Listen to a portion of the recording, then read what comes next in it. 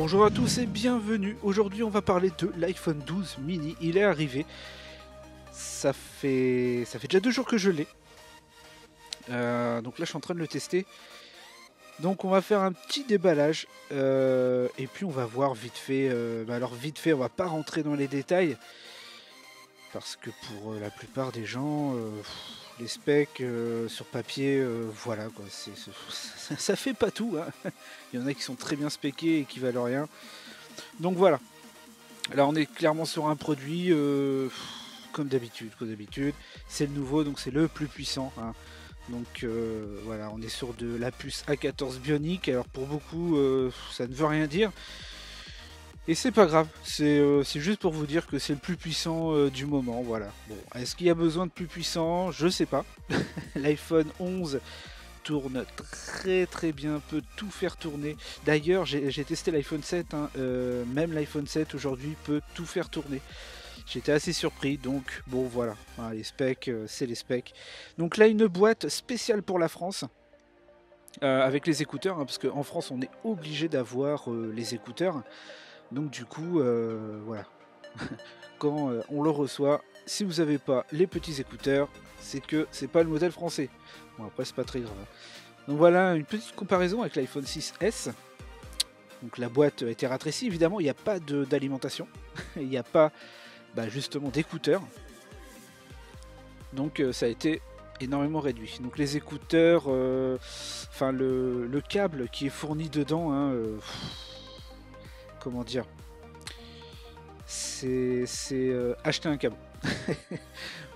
Pas tous, pas pour tout le monde, mais pour certains, acheter un câble parce qu'en fait c'est un câble qui n'est pas USB, hein, c'est de l'USB-C vers le Lightning. C'est pas de l'USB classique sur le Lightning. Donc ça peut poser problème pour certaines personnes. Acheter un câble. Donc voilà le bébé. Donc pourquoi le mini? Parce que parce qu'il est craquant. Il est craquant. L'écran est beau, pratique, il est pas trop petit, pas trop grand. Pour moi, ça. Alors pour celui-là qui est habitué au Pro Max, voilà, évidemment, ça va être minuscule. Sinon, qu'est-ce que c'est agréable à utiliser. Donc dedans, toujours le petit autocollant. Par contre, il n'y en a qu'un. Il n'y en a qu'un, c'est la crise. C'est la crise. Le petit câble qu'on a parlé. Et bien c'est tout. Et bien c'est tout. De petite boîte. L'histoire de la petite boîte là, ça fait énormément d'économies à Apple. Parce qu'au niveau du stockage et du transport, du coup pour le même prix on peut en mettre beaucoup plus. Donc là on va enlever la protection en façade. Yeah. Il est super beau. Évidemment, donc il est 5G. Alors 5G ultra rapide. Alors, moins rapide que d'autres pays, hein, parce qu'en France, je vais pas rentrer dans les détails, hein, mais ça sera du débit moindre qu'à l'étranger. Mais ça sera évidemment du rapide. Mais bon, d'ici là qu'on l'a partout, c'est pas tout de suite. Mais il a la 5G. Voilà, ça c'est bon. Hein, au niveau étanchéité, hein, on est bon, hein, du 6 mètres. Voilà, donc si vous nagez à 6 mètres de profondeur avec votre téléphone, c'est pas tous les jours, hein. C'est pas tous les jours qu'on va à 6 mètres de profondeur. Donc on va dire qu'on n'est pas trop mal. Au niveau de l'accroche réseau, alors ça, je vais faire un retour sur une autre vidéo. Je vais le tester. Mais tous les téléphones ne sont pas à la même enseigne. Et que ce soit le 6S ou le 11, le 7 ou le 12, le peu que j'ai vu, c'est du nickel. Et tous les smartphones ne peuvent pas le dire. Parce que l'accroche réseau, on a tendance à l'oublier. Bon, bref. On va comparer pour voir justement, hein, la différence. Et vous allez voir, il est plus petit. Et ça, c'est quand même assez dingue. Donc, allez, c'est parti. Hop, voilà. Donc là, qu'est-ce qu'on voit? On voit clairement que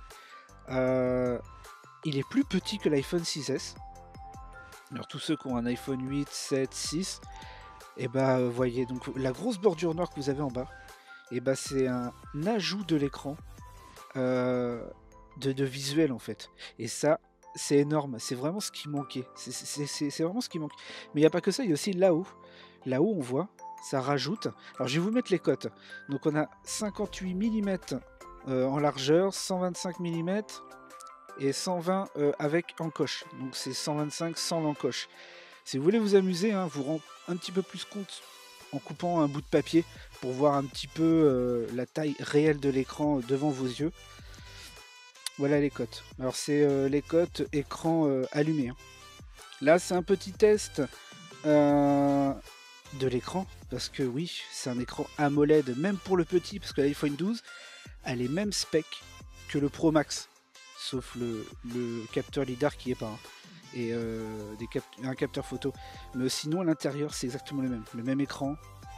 Et regardez la qualité entre écran LCD et écran AMOLED. Je vous laisse deviner lequel est le LCD.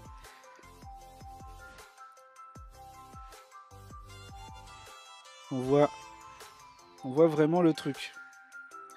Donc voilà un petit test vite fait. Donc j'ai fait, je suis en train de faire un petit truc d'autonomie.